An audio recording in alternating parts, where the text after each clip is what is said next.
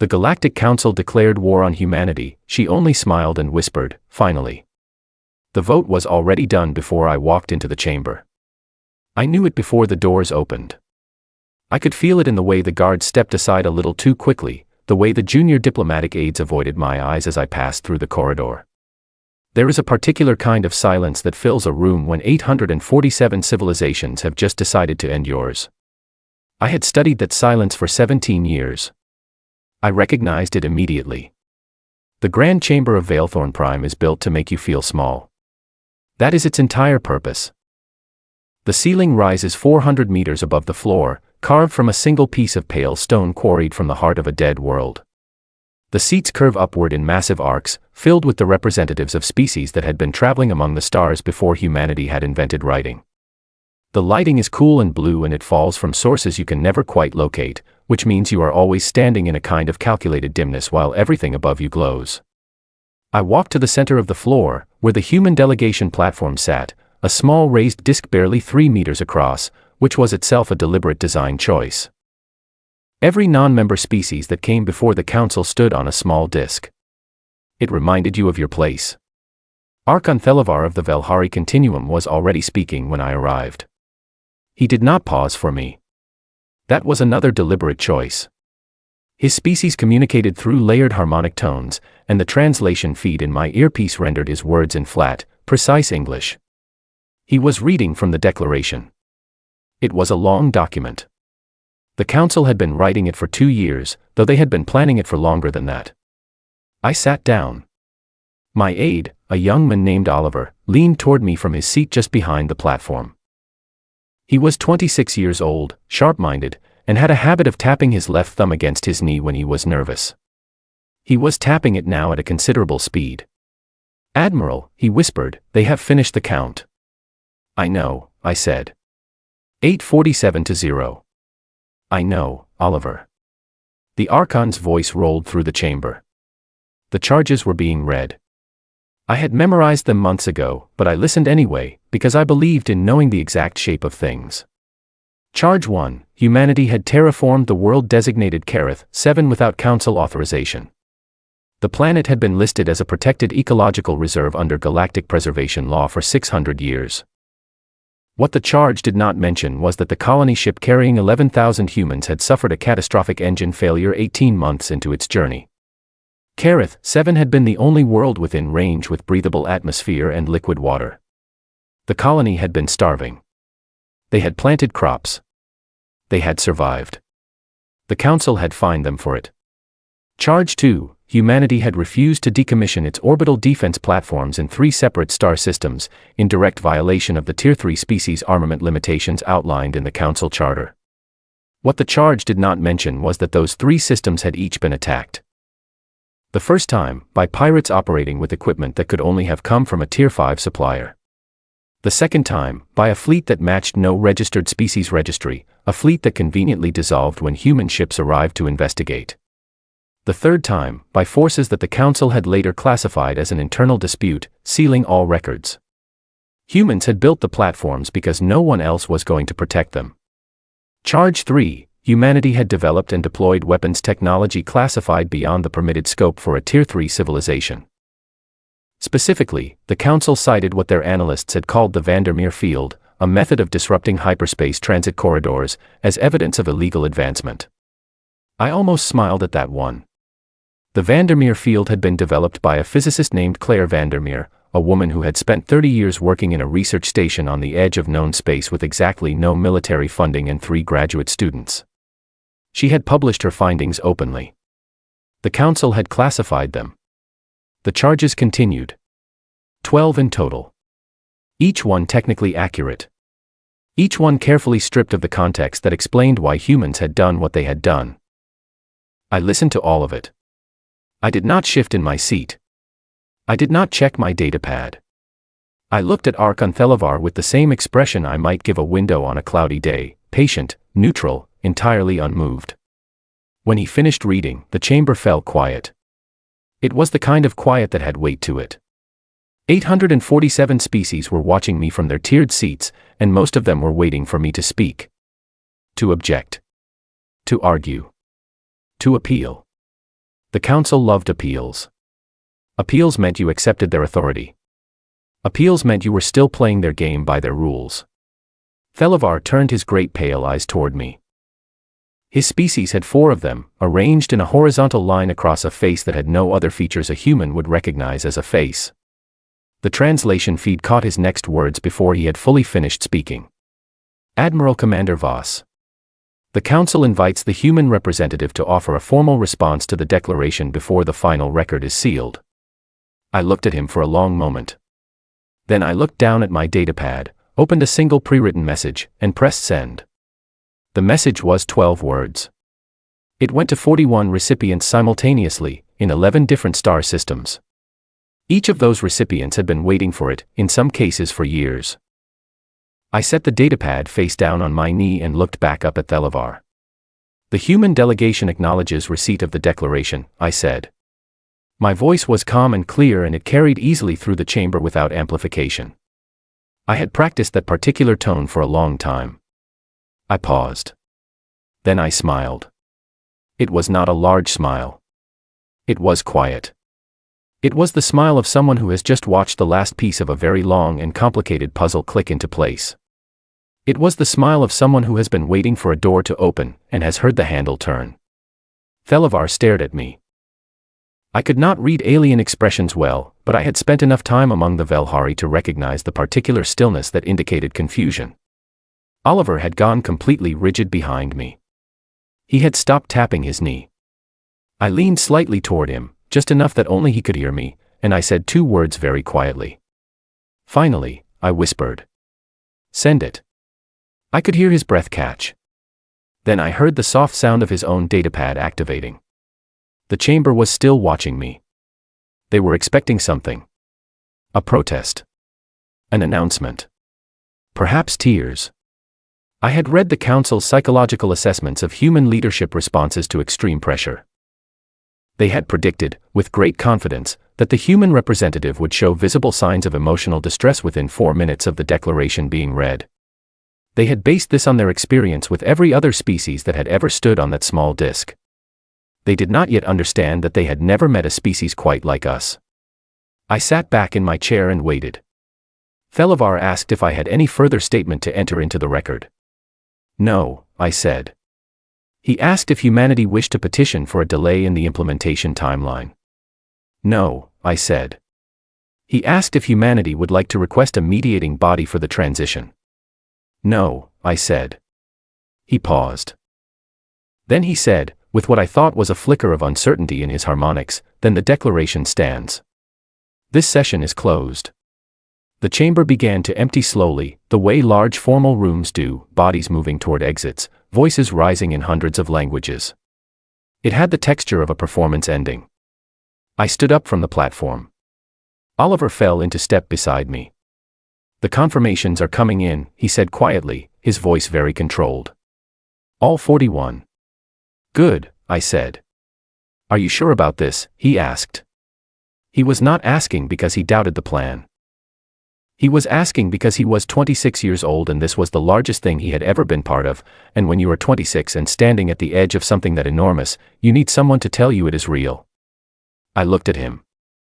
I have been sure, I said, for 17 years. We walked toward the exit. Behind us, the grand chamber of Veilthorn Prime grew quiet. The light stayed cool and blue. The ceiling stretched upward in its old, calculated magnificence. I did not look back. The Archon mistook my smile for madness. He would understand the difference soon enough. There is a particular sound that deep space construction makes. It is not loud. It is a low, steady vibration that moves through metal and into your bones, a kind of mechanical breathing that never stops. I spent 3 years living inside that sound, in a place the official records listed only as Installation 7, at a set of coordinates that existed in no public navigation database. The installation was built inside a hollowed asteroid roughly 9 kilometers wide, in a system with no habitable worlds and no reason for anyone to visit. The outside looked exactly like every other rock in that part of space, cold, scarred, unremarkable. The inside was something else entirely. When I first arrived, 12 years ago, the construction teams had already been there for 5 years. They had carved out a space large enough to hold 4 city blocks side by side, sealed it, pressurized it, and filled it with machinery that hummed in every direction at once. There were no windows. The only natural light anyone ever saw was in the greenhouses on level 4, where they grew food under carefully calibrated solar lamps. The director of Installation 7 was a man named Henry Cole. He was 60 years old when I met him, compact and unhurried, with the kind of stillness that comes from spending decades in environments where panic is the most dangerous thing a person can bring into the room. He had white hair that he kept very short and dark eyes that looked at everything with the same careful attention, whether he was examining a technical blueprint or watching you drink your coffee. "You are Admiral Voss," he said when I stepped off the transport. "I am," I said. "Good," he said. "Come and see what your government has been building." What my government had been building, it turned out, was the largest covert military and industrial infrastructure project in human history. It did not start as a war plan. I want to be clear about that, because the distinction matters. When the first seeds of Project Ardent were planted, they were planted by people who genuinely hoped they would never need to use what they were building. The plan was called Ardent because the woman who proposed it, a retired strategic analyst named Patricia Howell, believed in being clear about the nature of things. Ardent meant burning. Ardent meant committed beyond the point of easy withdrawal. She chose the name because she wanted everyone who worked on the project to understand what they were agreeing to. Patricia Howell had watched the Council glass a colony world called Shorvith 9 years before Project Ardent began.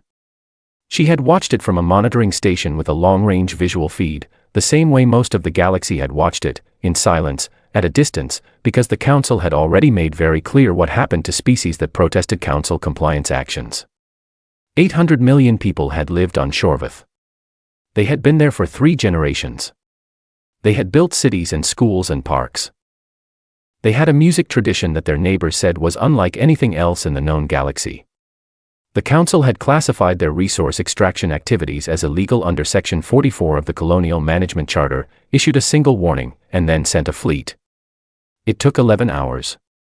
The monitoring feed cut out after the 3rd hour. Patricia Howell had watched those 3 hours without moving. Then she had gone home, sat at her kitchen table for a long time, and begun writing a document that would eventually run to 4,000 pages. I read all 4,000 pages in my first month at Installation 7. Henry gave me a private reading room and a pot of coffee and told me to take as much time as I needed. What Patricia had written was not a war plan. It was an architecture. It was the detailed structural design of a position, the position humanity needed to be in so that if the Council ever decided to come for us, we would not be standing on a platform watching our charges read to us with nothing in our hands. The first element was ships. Not warships in the conventional sense, the Council monitored our registered naval construction closely. What Henry's teams were building at Installation 7 and 8 other facilities spread across remote systems were what the official internal documents called rapid deployment platforms. Each one was roughly the size of a heavy freight hauler, registered in the transport manifests of a dozen different legitimate shipping companies, and designed to convert from cargo configuration to full combat configuration in under 4 hours. The conversion was automated. You pressed a sequence, and the hull reconfigured itself, the weapon systems deployed from their concealed housing, the engine modes shifted from economical to performance. There were 4,000 of them.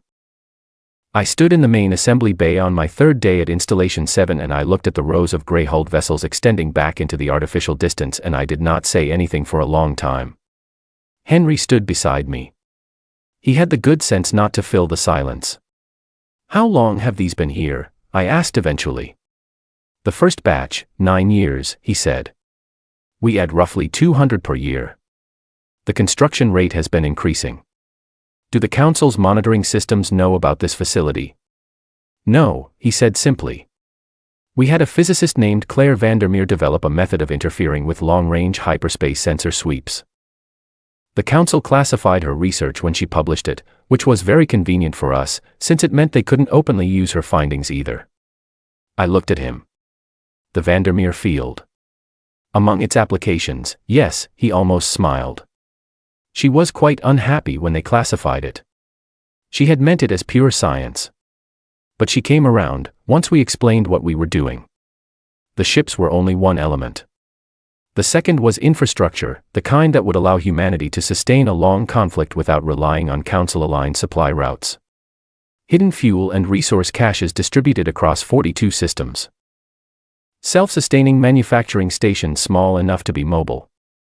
Medical facilities that could be assembled in under a day. Communication networks that used frequencies and encoding methods that the Council's intelligence apparatus had never seen and therefore could not monitor. The third element was something Henry called the long memory. It was a database, the most comprehensive analysis of Council military history, tactics, strategy, and decision-making that had ever been assembled.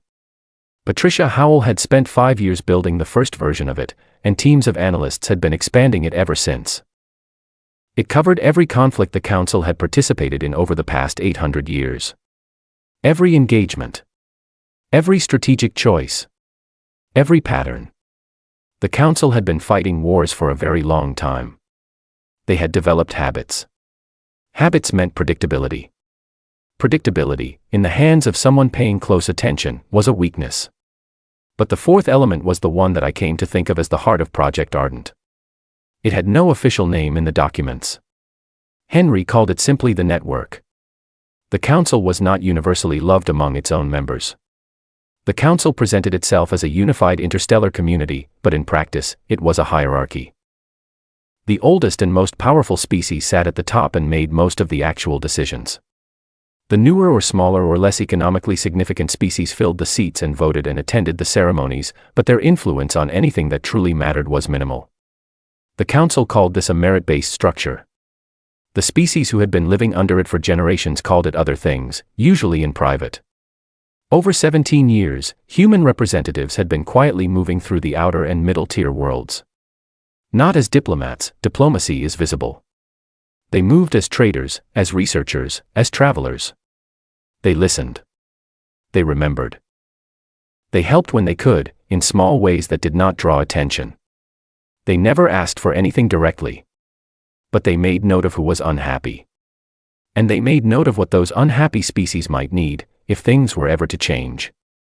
By the time the Council read its declaration in Valethorn Prime, humanity had relationships, not alliances, because alliances are formal and formal things leave records, with 63 species who had their own reasons to want the Council's monopoly on power to end.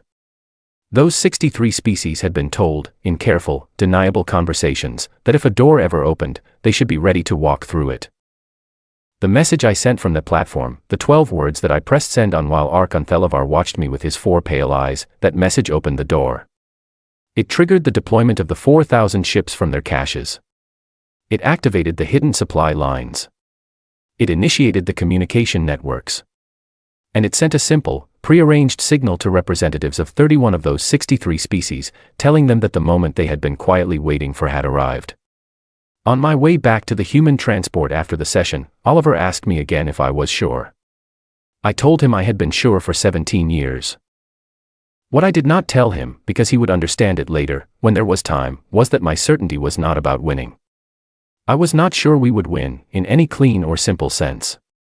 War between species is not a game that ends with a clear score and a handshake. What I was sure about was something simpler. I was sure that standing still and doing nothing was no longer survivable.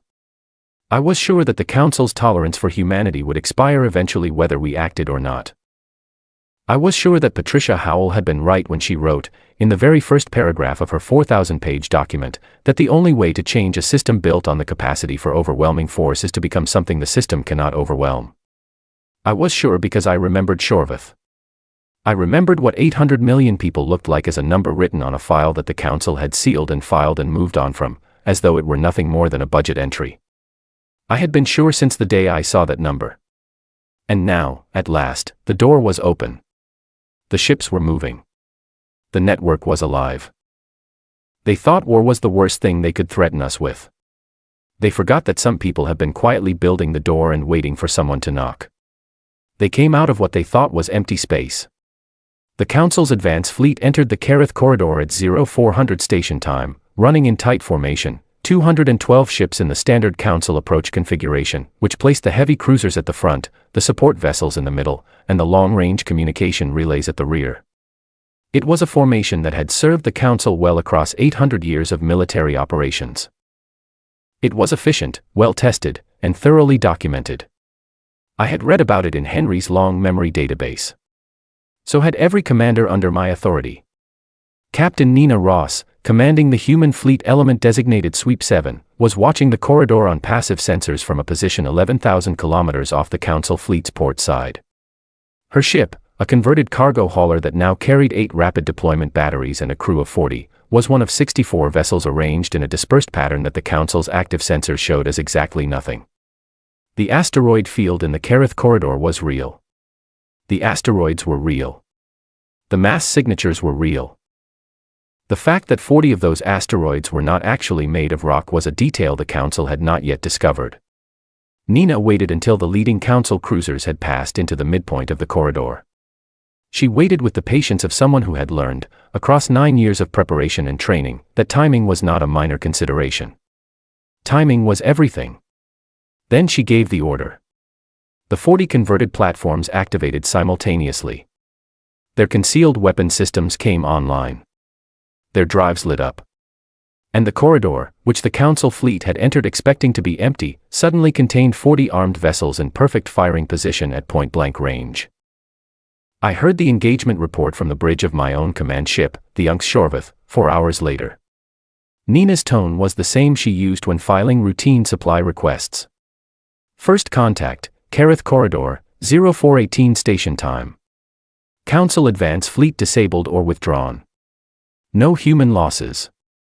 Moving to secondary objectives. I wrote down the time and set the report aside. At the same hour, in 11 other locations spread across the Velhari Reach and the outer frontier, similar engagements were either concluding or beginning. The plan did not call for a single massive battle. A single massive battle was exactly what the Council expected and had prepared for. The Council's experience with opposition forces was that they massed, because massing felt like strength, because strength felt like safety. It was an entirely logical response to having a much smaller force. It was also entirely predictable. We did not mass. We dispersed. Our 4,000 ships operated in small, fast, autonomous groups that moved according to a shared strategic logic rather than centralized command. Each group had a defined objective and the authority to adapt their approach based on conditions on the ground. There were no long communication chains to the top of a hierarchy that would introduce delay. The captains made decisions. They made them fast. And they made them according to a set of principles that had been developed from 18 months of running the long memory database through every tactical simulation Henry's team could design. The Council's generals, when they began receiving engagement reports from their fleet commanders, did not understand what they were seeing. The pattern was unfamiliar. The human forces appeared in unexpected places, hit specific targets with surgical precision, and then dissolved back into sensor shadow before a response could be coordinated. They did not hold territory. They did not form defensive lines. They severed supply routes, disabled communication relays, and removed specific strategic assets from the board with the calm efficiency of a chess player who has spent a long time thinking about every possible position on every possible board. In the fourth engagement of the first day, a Council fleet moving to reinforce their position at the outer frontier found their route blocked. Not by warships, by a dispersed field of interdiction beacons that the human forces had deployed across 3 separate hyperspace transit lanes, activating the Vandermeer field and making those lanes unusable. The Council fleet turned to their secondary route. It was also blocked. Their tertiary route required a detour of 11 hours. By the time they arrived, the situation they had been rushing to reinforce no longer existed. The Council's losses in the first 40 hours were significant. 340 ships destroyed outright, 900 disabled and boarded or abandoned, 4 major supply corridors severed. 7 communication relay stations went dark, which meant that large sections of the Council's fleet were operating without real-time information from their command centers. Human losses were 12 ships. 11 of those were older vessels that had been assigned to diversion operations specifically because they were expendable. Aboard one of the Council vessels that was boarded during the second day of operations, a young soldier named Kale, conscripted from a small species called the Athrel who had been members of the Council for 50 years but had never been given a seat that mattered, found himself standing at the end of a corridor watching 3 human boarding personnel walk toward him. He had been told, during his mandatory Council military training, that humans were violent by nature, poorly organized, and unlikely to follow civilized rules of engagement. He had been shown images from what the Council's historical records described as humanity's own internal conflicts, images selected specifically to emphasize chaos and aggression. He stood at the end of the corridor with his hands raised and he waited. The three humans looked at him. One of them, a woman with brown hair and a calm expression, who introduced herself as Lieutenant Paula Grant, asked him in passable Athrel whether he was injured. He said no. She asked whether there were other crew members aboard who needed medical attention. He said there were 2 in the engine compartment who had been hurt during the initial engagement. She sent one of the other personnel toward the engine compartment immediately. Then she looked at Kale and asked him, in a tone entirely free of hostility, where the ship's weapons locker was. They stripped the ship's weapons systems in under an hour. They checked that every crew member was physically safe. They left the communication systems intact. They left the life support systems intact. They left the food stores intact. Before they departed, Lieutenant Grant left a small case near the airlock. Inside it, Kale found medical supplies, a portable power cell for the damaged engine section, and a datapad loaded with what appeared to be the complete first volume of a collection of human literature translated into 8 languages, including Athrel. He sat in the corridor for a long time after they left. He had fought for a council that had conscripted him. He had fought against humans who had just made sure he was healthy and left him with books. He sent a message to his family. Then he sent a much longer message to an Athrel community representative whose contact information had quietly appeared on his personal comm device 3 months before the war, placed there by a network he had not known existed until now. The message said, "The door is open." Back in the Council's Central Command Center on Valethorn Prime, Archon Thelavar was receiving reports. He was receiving them slowly, because the communication relays were down, and the reports that arrived were fragmented and inconsistent. His generals told him what they knew. It was not much. What they knew was that human forces were operating in at least 12 theaters simultaneously. What they knew was that the human forces were not behaving like any Tier 3 species military in the Council's historical records. What they knew was that their own forces, which outnumbered the human forces by a factor of nearly 6, had spent 40 hours being outmaneuvered with what could only be described as systematic patience. What they did not yet know was why. Thelavar demanded answers from his senior military staff. The answers he received were careful and professional and entirely unsatisfying. They told him the situation was developing. They told him they were adapting their response. They told him that the human military capacity was greater than preliminary assessments had indicated. They did not tell him that preliminary assessments had been based on what humanity allowed the Council to see.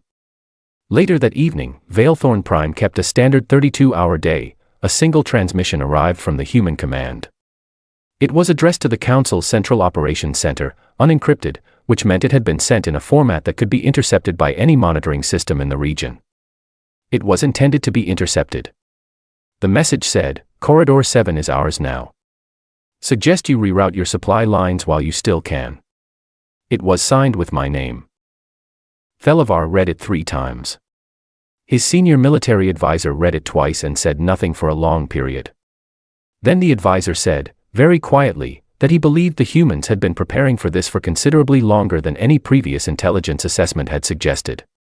Thelavar asked by how much. The advisor thought about it carefully. "Perhaps," he said, "by 17 years. The chamber was quiet for a moment. War, I had always believed, is not won with weapons.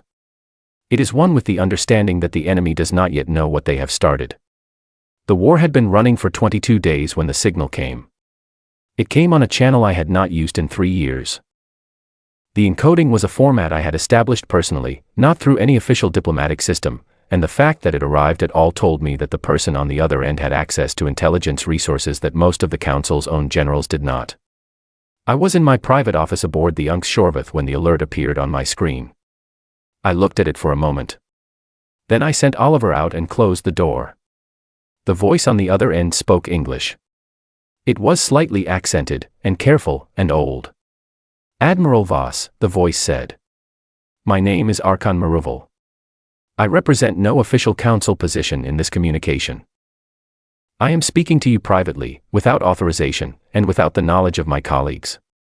I am speaking to you because I am the only member of the current council who voted against the declaration of war 3 weeks ago. I was the only vote. The record of that vote was sealed within 6 hours. I sat back in my chair. I remember reading about you, I said. You were the chair of the Minority Review Committee 14 years ago. You published a dissenting report on the Shorvith compliance action. There was a brief pause. You have done your research. I have had a long time. Yes, he said quietly. I suspect you have. Another pause. Admiral, I am going to ask you a direct question, and I am going to ask you to give me a direct answer, because I think direct answers are the only thing that has any value at this point. Go ahead. What do you want? I had been asked that question before. I had been asked it by analysts, by military strategists, by politicians in closed rooms who were trying to understand what model to plug me into so they could predict my behavior. Most of them were asking what territory I wanted, what resources, what formal acknowledgement of human superiority in some measurable category. I looked at my desk for a moment.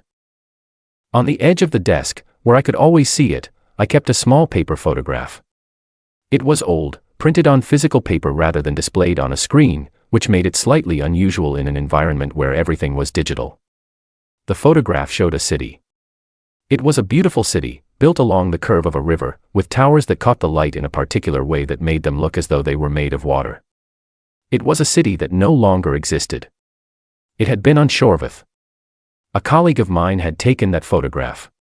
His name had been Daniel. He had traveled there on a cultural exchange program 24 years ago and had sent me the photograph with a note describing the music he had heard in the marketplace. He had said it was unlike anything he had ever experienced.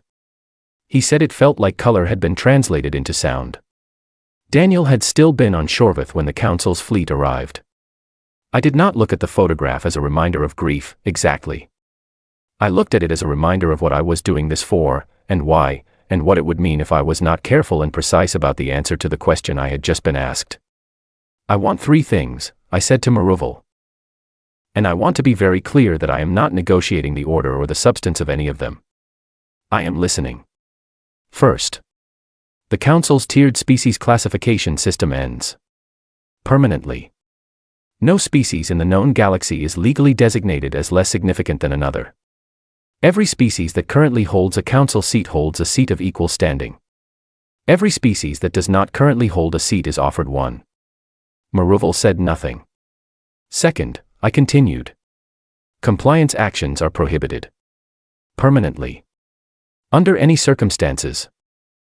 No council fleet, no authorized council proxy force, and no coalition of member species acting under council authority may take punitive military action against a civilian population for any reason related to resource use, territorial activity, or failure to meet treaty obligations. Disputes go to a review body. They get resolved through process. They do not get resolved through 11 hours of destruction. The silence on the other end stretched out. Third, I said. Full accountability for Shorvith. Public. Detailed. With named responsibility. And a formal recognition, written, public, and permanently entered into Galactic historical record, that what happened there was not a compliance action. It was a collective catastrophe. It needs to be called what it was. There was a very long pause. Admiral, Maruval said at last, what you are describing would effectively end the Council as it currently exists. Yes, I said. You understand that 847 species have built their political and economic infrastructure around the Council's existing structure. The disruption would be significant. I understand that, I said. I also understand that the current structure has spent 800 years telling smaller species that their lives are line items in a compliance budget. I am not particularly moved by arguments for the preservation of that structure. Maruval was quiet for a moment. There are members of the Council who would accept significant concessions in exchange for a ceasefire. Expanded rights for Tier 3 and Tier 4 species. Formal apology protocols. Enhanced review processes. That is not what I asked for. No, he said slowly. It is not. I waited. If we meet your terms, he said at last, his voice careful and precise, will you stop? I looked at the photograph on the edge of my desk. At the city along the curve of a river. At the towers made of water light. At the evidence of something that had existed and been beautiful and had been erased by a decision made in a chamber not unlike the one I had been standing in 3 weeks ago. I will stop, I said, when it can never happen to anyone else again. Another long pause. That is a very difficult standard to meet.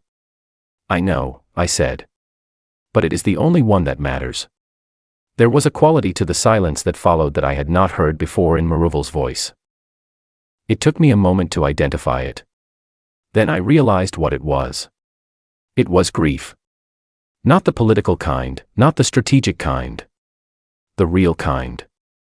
The kind that lives in a person who has been watching something wrong happen for a very long time and has not been able to stop it and has had to carry the weight of that watching without being able to put it down. I voted against the Shorvath action, he said quietly. At the time, it was not even a formal vote. It was a chamber consensus. I was the only dissenting voice and they proceeded anyway.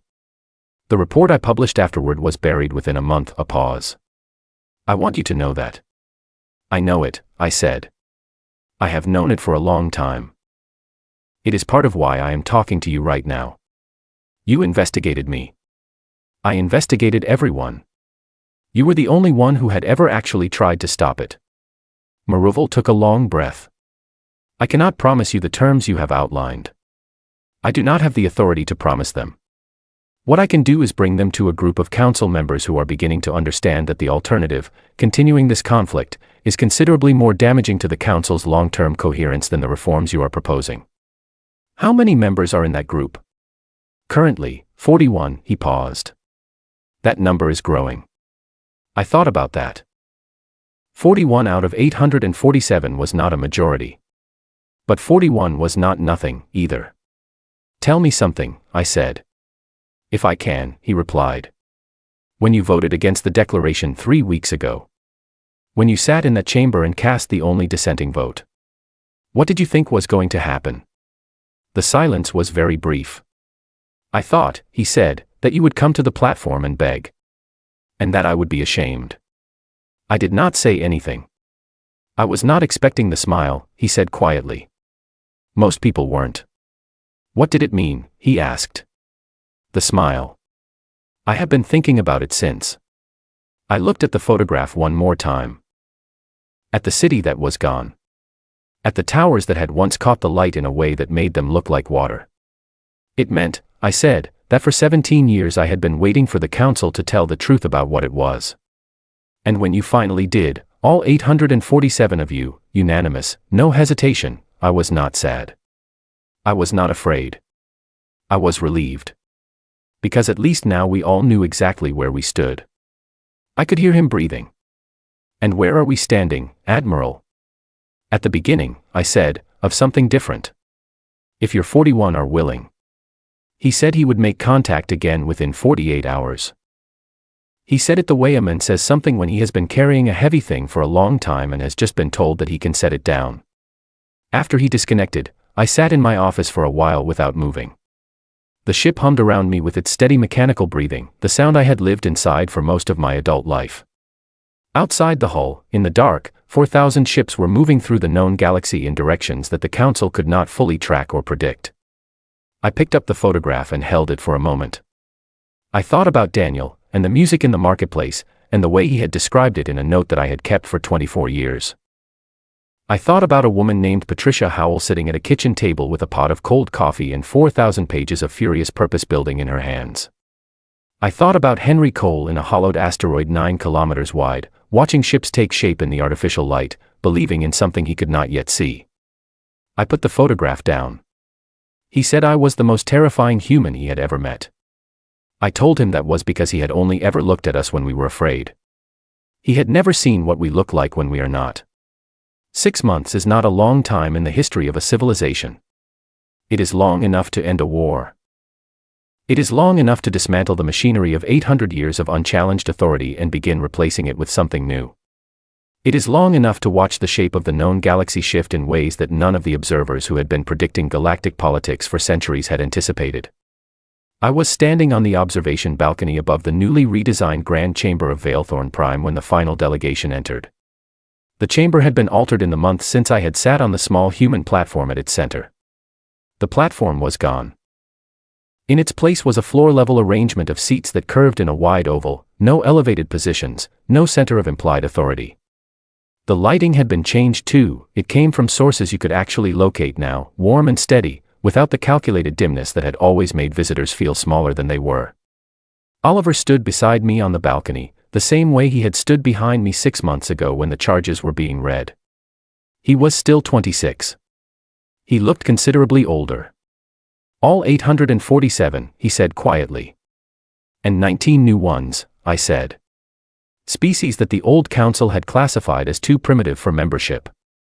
He looked at me. 19. The classification system required 500 documented years of hyperspace travel. We removed the requirement.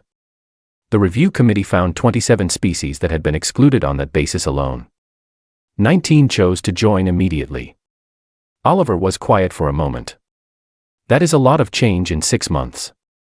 This is the easy part, I said. He looked at me sideways. The war was the easy part. The war was simple. It had clear objectives and measurable outcomes. What comes next, actually making all of this work, holding 866 species in a structure that is honest about power and honest about accountability, that is considerably harder. That is the work of decades. Below us, the chamber was filling.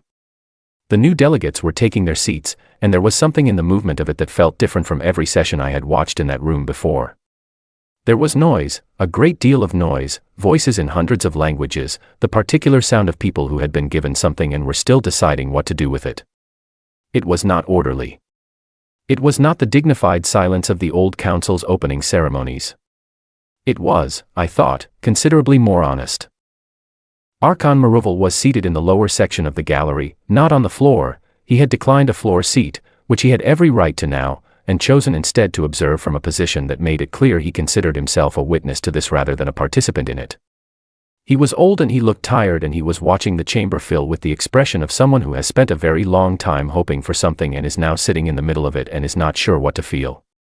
I had spoken to him twice in the weeks following our first conversation. Both times had been brief and focused and entirely without the weight of the first call.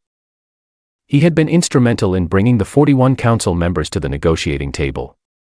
Those 41 had brought others.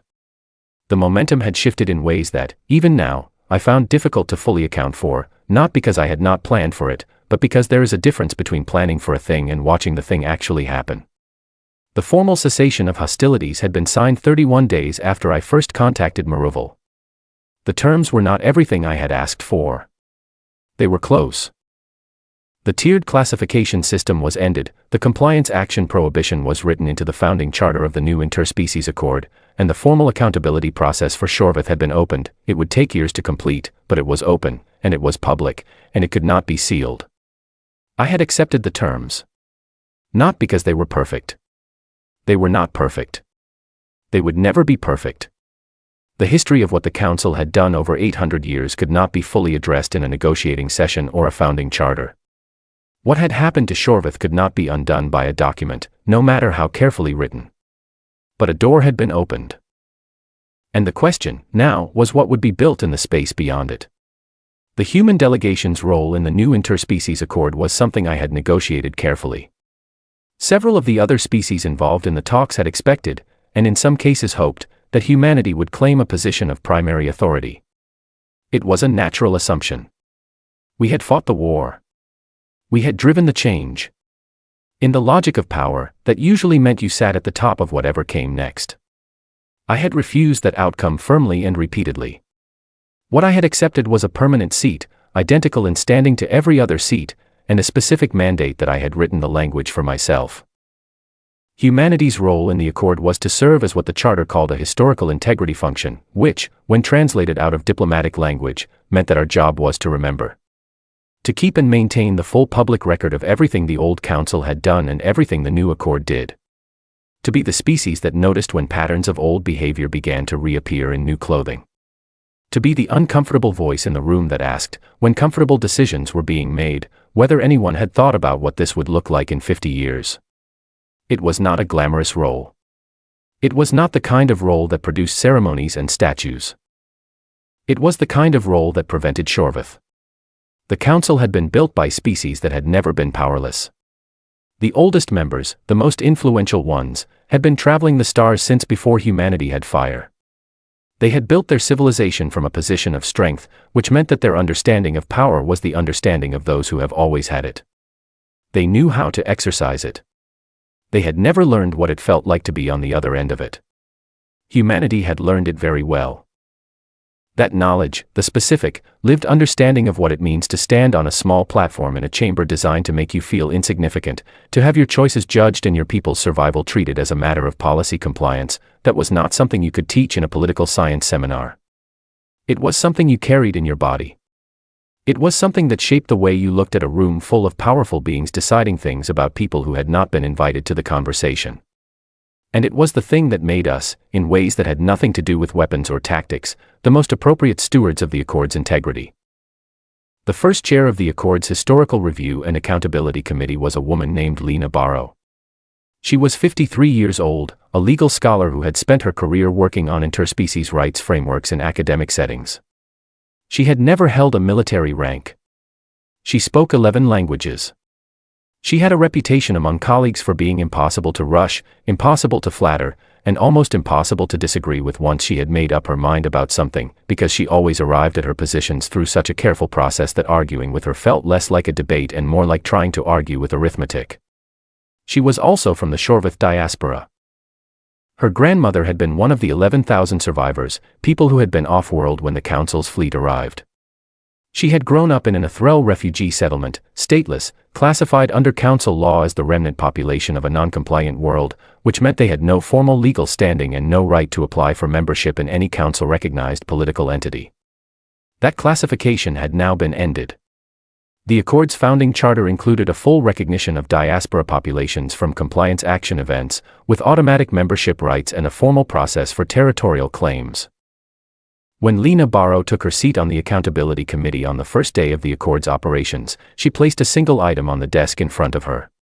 It was a small recording device, old model, the kind that stored audio on a physical medium rather than digitally. She said it contained recordings her grandmother had made in the refugee settlement, recordings of the music she remembered from Shorvath. She said that every decision the committee made would be made in the presence of those recordings. She said it not dramatically but simply, the way you state a fact that requires no defense. No one objected. From the balcony, I watched the chamber continue to fill. Oliver was quiet beside me. Somewhere below, I could see Maruval in his gallery seat, watching. I could see the Athrel delegation finding their places. The Athrel had been council members for 50 years but had never been given real standing, and watching them settle into seats that were, for the first time, equal in every formal sense to the Velhari seats and the oldest species seats, was something I found difficult to look at without feeling a complex weight in my chest.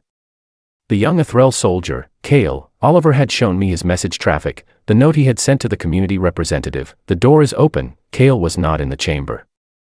He was back on his homeworld, which was currently in the early stages of electing its first genuine legislative body in 40 years.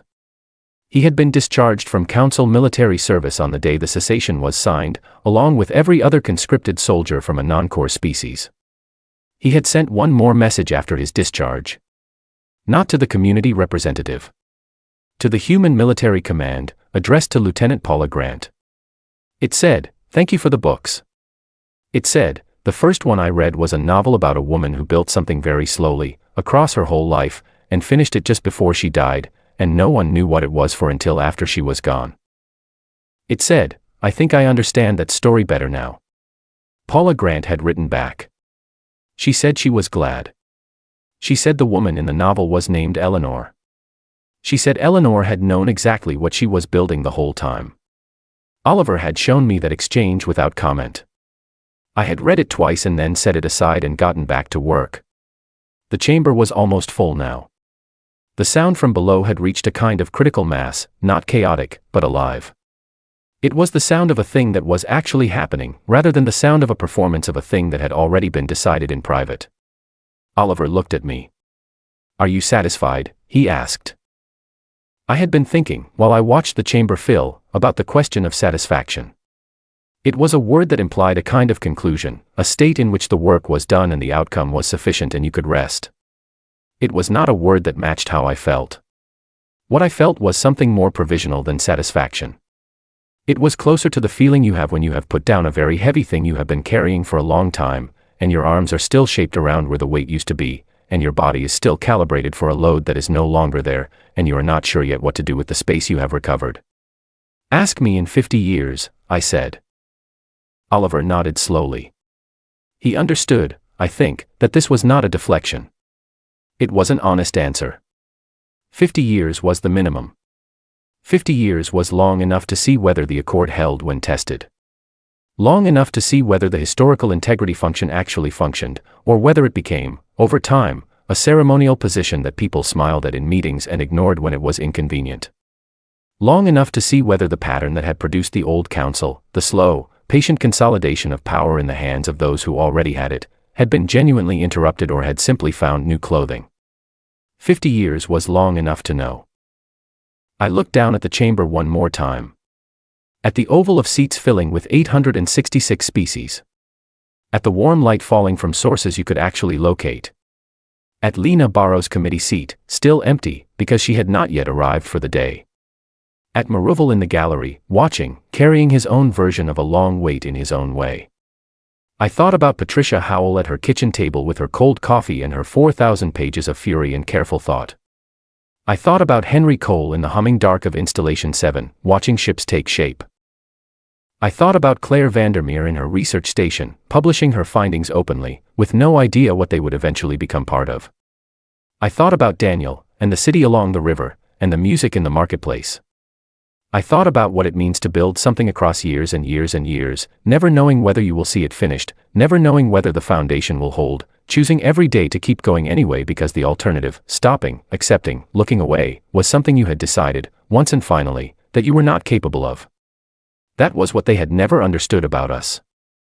The Council, with all its accumulated centuries and all its careful monitoring of Tier 3 species development, had never quite grasped the thing that was most essential to understanding humanity.